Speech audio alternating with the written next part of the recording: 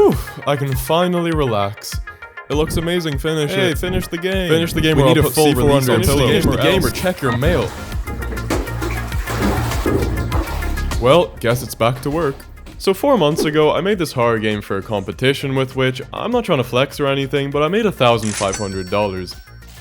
At this point, I thought I'd just kick back and relax, but then the internet bullied me into continuing it, so here I am. I've made some absolutely humongous progress. I mean, it is ginormous. I'm gonna say it, this first version kinda sucked ass. I mean, it was full of bugs, it had no gameplay, and it was being held together by thoughts and prayers, and trust me, I was praying. Appetite grows, fear eats you dead. Whoops. And guess what? I had to release this version of the game, and I really didn't want anyone to play it because then they'll realize I don't actually know what I'm doing, so I made the most brutally honest description for the game in order to scare people away. It's like reverse marketing. Very incomplete, completely buggy, not good. It's not a game you should play unless you're curious. So naturally, 3,000 people read that and said, yeah, that's exactly what I'm looking for. Please make it make sense.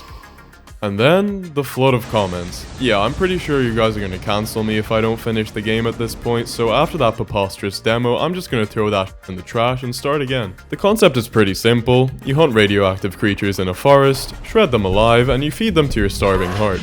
It's like the most normal Wishbone idea. So I first locked myself in my house for a week, and I wrote out the whole thing using my proven method of brainstorming showers.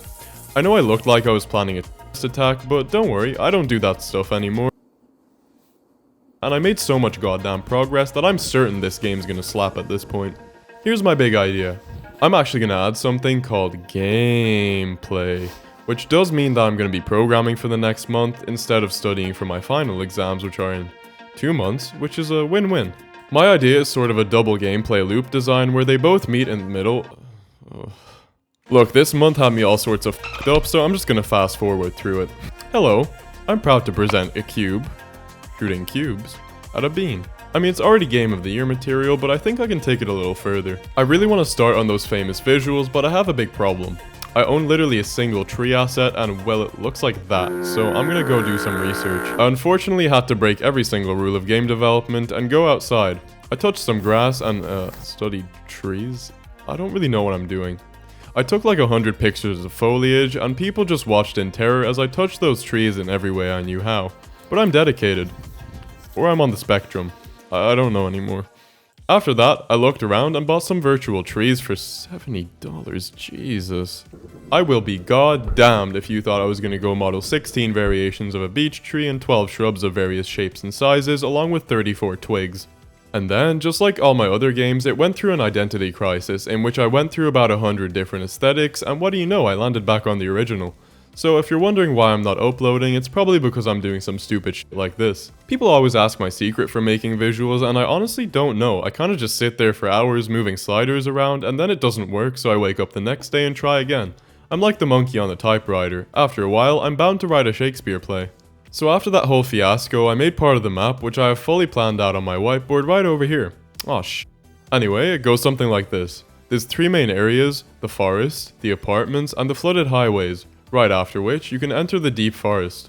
That's 4. Each area has its own creatures, its own vibe, and most importantly, story elements. Now look, level design has never been my strong suit, but thankfully, a forest is where you're supposed to get lost, so actually, my level design is perfect, which means I can finally move on to making some arms. Except I have my finals next week, so unfortunately guys, I'm not gonna have a lot of time to study. So while all the losers in my school were studying, I made the most janky, dog-ass animation system of my whole career so far. Thank God I didn't study. Now it's time for my famous AI. I have a total of about 8 or 9 creatures planned out, which I haven't modeled yet, but they're gonna be super cool. I mean, I can show you a concept art if you're interested. So here's the deer. Pretty cool, right? I mean, I drew some, like, you can see over here, I was trying some stuff out. And then there's the... At this point, you may have caught wind of the fact that I can't draw, but that's not going to stop me from trying. The ape attached to the eye from the first version will be making a return, along with the hand in the canopy, and of course, the Wendigo, which looked super goofy in the last version with those child Lego character legs, but thankfully I have a really cool redesign for it, which I'm not going to show yet. Partly due to the fact that I haven't actually made it yet. In the last version, the Wendigo always followed you, and it did a breakdance when you got too close. Unless you ran out of radiation, in which case it attacked you, but that shit was ass. So now there's a gauge for your current blood radiation level, and if it gets too low, the Wendigo can start stalking you. And yeah, if you hear that noise, bro is getting ready for dinner. And if you hear rustling in the bushes next to you, well, I don't know, try stay quiet, I guess. Which brings me to the inventory system. Here you have 3 slots. These can be either for a syringe, a medkit, or shotgun shells. With each vermin you feed the heart, you have a choice to extract the radiation into a syringe, which you can then use to boost your blood radiation. This means that you are temporarily not in danger from the Wendigo, but if you go too high, you'll start getting radiation sickness and slowly die. So instead of that system where you just collect radiation, it's now more of a balancing act to try stay in the middle. Don't worry, this is a placeholder I made, and goddamn that was a difficult process, because once again, I had to confront the 4th dimension to turn this needle. This doohickey took me so long to make, and every time I thought I was onto something, this yoinky sploinky somehow got even worse. But then I stole someone's code and the day was saved. So why the 3 slots? Well, I want to make you feel powerless, so you're gonna have to really plan for each journey. For your shotgun, the maximum amount of ammo that you can carry is 3 in your inventory and 1 in the chamber. But this would mean that you have no way to heal yourself or boost your radiation, so realistically you're looking at about 2 rounds with you at any time, which makes each shot really count. I've completely slowed this game down to give you that paranoid feeling, so next I removed the reload button. Let that sink in. Now you have to open your inventory, which by the way does not pause your game. Select the shell and watch the reload animation. That was a placeholder if you somehow couldn't tell, because I've made some pretty cool reloads in the past, so I feel good. Since the game is about hunting, I think the shooting needs some work, because in this version you can absolutely molest a deer in 18 consecutive 12 gauge rounds in about 3 seconds like you're some kind of radioactive Rambo. I first made it so that when you aim down sights you can't move, because I've personally never seen a hunter who strafes from side to side as they try to no-scope a pigeon. I also gave you insane muzzle sway so you can't go around quick-scoping animals. Amnesia the Bunker is a very big inspiration for my game, and I love the power of their guns, so watch this. Obviously, those of you that use headphones or have ears, you've been warned.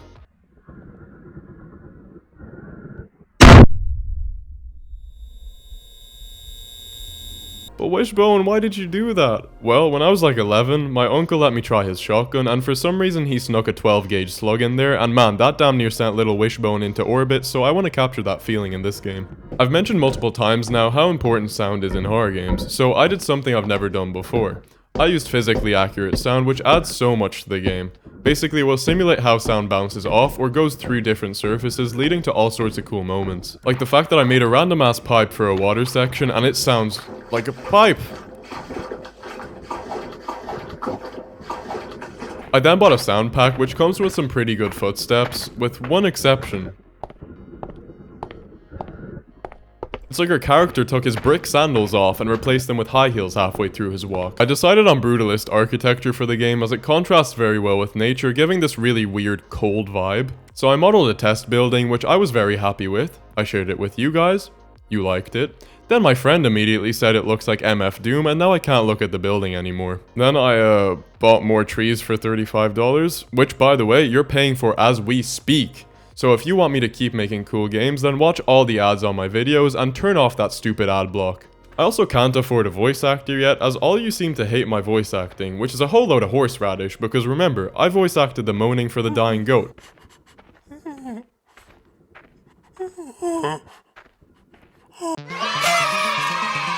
After my last exam was over, I came home feeling super motivated to work on Vermin. Probably because no college will want me after that performance, so if this doesn't work out for me, I'm gonna be homeless. Which means if you want to help me stay afloat, please wishlist Vermin on Steam. And if you want to see me fail, please wishlist it on Steam so that it can be an even bigger flop when it comes out. Anyway, I'm gonna go 3D model stuff. So, to cope with this new realization, I made a pair of bolt cutters as a metaphor for the way I cut off any opportunity of a solid college. And then I realized I don't have the faintest clue of how it works, so I went outside, found an old rusty pair, and I shit you not, I sat there opening and closing it for like 5 minutes so my slow ass can grasp the concept. Then I went to my room and I f***ing killed it, look at that motion! But why do we need bolt cutters? Well, there will be locked doors which you can't shoot open like in the last game. Instead, you'll have to leave your shotgun back at the heart and bring a pair of bolt cutters with you to open the door. This is going to be an absolutely terrifying experience because you literally have nothing to defend yourself with. Clipping the Wendigo's toenails is about the most damage you'll be able to do, and I conveniently placed the doors so that you'll have to walk really far to reach them. Oh yeah, and the lock breaking makes a really loud noise, so naturally you'll want to skedaddle back to the safety of your shotgun. You may want to carry both at once, and even the protagonist tried that, but I think this is even more hardcore. I'm also going to add the heart back from the old version as a placeholder, so let's just go into the sounds folder and then into the audio folder. Okay, then we just paste it here. GameDev is so easy. Okay, then we copy this script, and I forgot my beat time. And I still feel kind of bad about my exam, so I'm gonna go make more 3D models. Here's the new Geiger counter. This is the device that detects radioactivity near you, so it lets you find creatures to hunt. Or if you're unlucky enough, creatures that will hunt you. This signals that there is something drooling to eat you about a stone's throw away. Good luck. Even though there are some small issues with the animation system, it works surprisingly well, and I'm scared to touch it in case it breaks. So let's just back away really slowly. I chose this Geiger counter instead of the other one because, well, it looks cooler, and if you're wondering why I didn't model the cables, well, it's because you'll never be able to see them, and I don't need the character doing this every time it takes it out. I also nailed that texture, and I did the sketchiest shit of my life for the gauge. I stole a stock image, edited out the stock, therefore giving me an image, and painting it onto the model, only to realize that the pixelated look of the game makes it completely invisible, but at least you know I put the effort in. Now, the AI in this game is actually surprisingly good. I wrote it so that it's pretty unpredictable, so when you hear rustling in a bush, it could be quite a few things. Obviously the Wendigo is the worst case scenario, but there's a few more creatures in the forest that it could be. Since I still don't have any models, here's a prototype of one of them.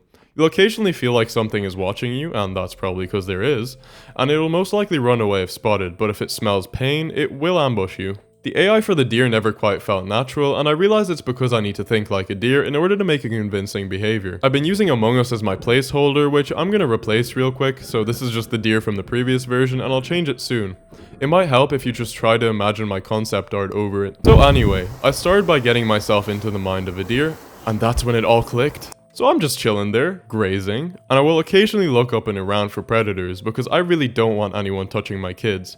And I'll also look around for any predator trying to eat me. If I hear a noise, I will look towards it, and from the center of my forehead, shoot a giant laser towards the exact GPS coordinates of the player. If it strikes, I will geolocate a good position to run to and fire 20 lasers out radially from that position. If it is valid, I will consult my Google Maps to find the best path to get there. I will then slide over to it. Deer are such simple creatures. Now let's say you shoot that deer. Well, just like in my last game, the forest will sense the pain and begin absorbing it, therefore awakening the creatures inside. They will smell the pain and begin getting hostile as all these animals starve because there's not many chances to feed in these woods. So for example, that creature from earlier that watches you, if it sees you with food, it will pounce from the bushes when the time is right. The canopy will come alive with creatures trying to grab you and your vermin from up there, and the deer will make noise that attracts creatures with sensitive hearing. So basically, you're gonna get f***ed. Speaking of f***ed, I was fortunate enough to show off my goat moaning skills in the previous game, for which I was praised heavily. After filming that last video, I accidentally suplexed my old mic, so I bought myself a better one. The goat moaning is about to go so hard. So I made some for this new game, and I think it turned out even better than before. Hit me up if you need goat moaning, and I'll send you a free sample. Next, I'm gonna work on modeling the creatures of the forest, or on the apartments area, or the flooded highways, because as I always say, never let them know your next move.